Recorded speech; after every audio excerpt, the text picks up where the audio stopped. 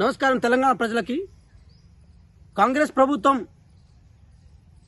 ప్రవేశపెట్టిన ఉచిత బస్సు ప్రయాణం మహిళలకు ఏదైతే పథకం ఉందో ఆ పథకంపై రాజకీయ విమర్శలు చేయడం కోసం తన యొక్క నైతిక విలువలను కూడా పోగొట్టుకున్న కేటీఆర్ గారు ఈ రాష్ట్ర ఆడపిల్లలపై అనుచిత వ్యాఖ్యలు చేయడం జరిగింది. ఆడపడుచులపై అనుచిత వ్యాఖ్యలు చేయడం జరిగింది. బస్సులో మీరు ప్రయాణించుకోండి, లేకపోతే రికార్డింగ్ డాన్సులు పెట్టుకోండి, లేకపోతే మనిషికో బస్సు పెట్టుకోండి అని చెప్పి వ్యంగ్యంగా మాట్లాడి తనకు 10 సంవత్సరాల అధికారం కట్టబెట్టిన ఈ రాష్ట్ర ఆడపడుచులని అవమానపరిచి అగౌరవపరిచి ఈరోజు ఆయన ఒక పూరితమైన కుసంస్కార బుద్ధిని నిరూపించుకునే ప్రయత్నం చేశారు. కేటీఆర్ గారు ఒక మాట మీరు గమనించుకోండి.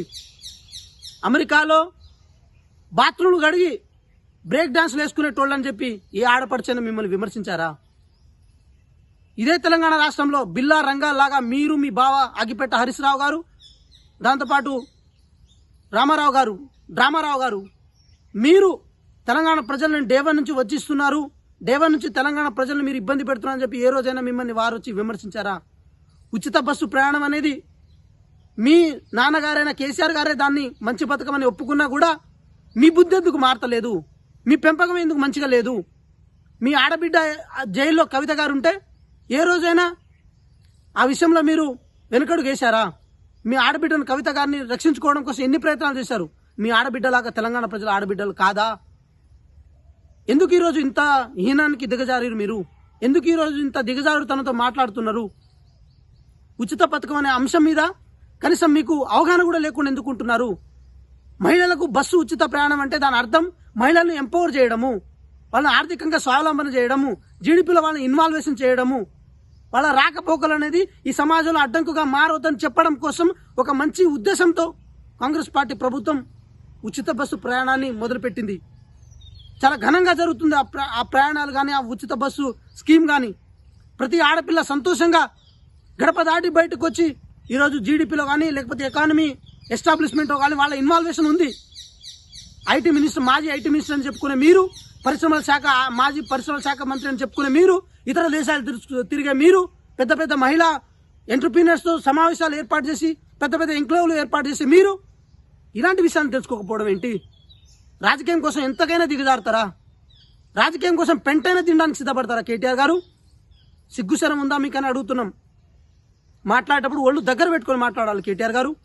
అధికారం ఇచ్చిన వాళ్ళనే ఇలా వ్యంగ్యంగా మాట్లాడి వాళ్ళని ఇబ్బంది పెడుతున్నారంటే మీ అంత కృతజ్ఞత లేనోళ్ళు ఈ రాష్ట్రంలో ఉంటారా కేటీఆర్ గారు?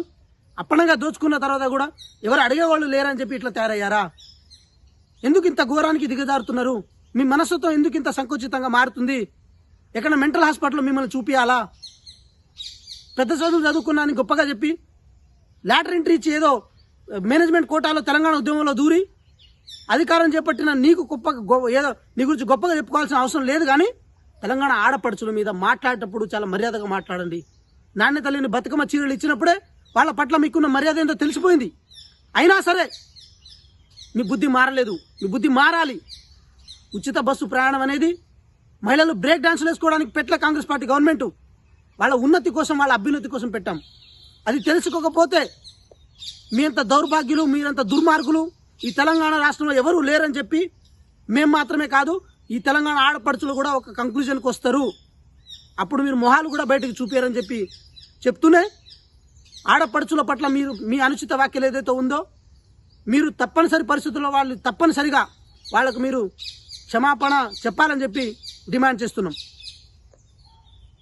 అసలైన తొలి వెలుగు. ఫాలో వాట్సాప్ @తొలి వెలుగు అఫీషియల్.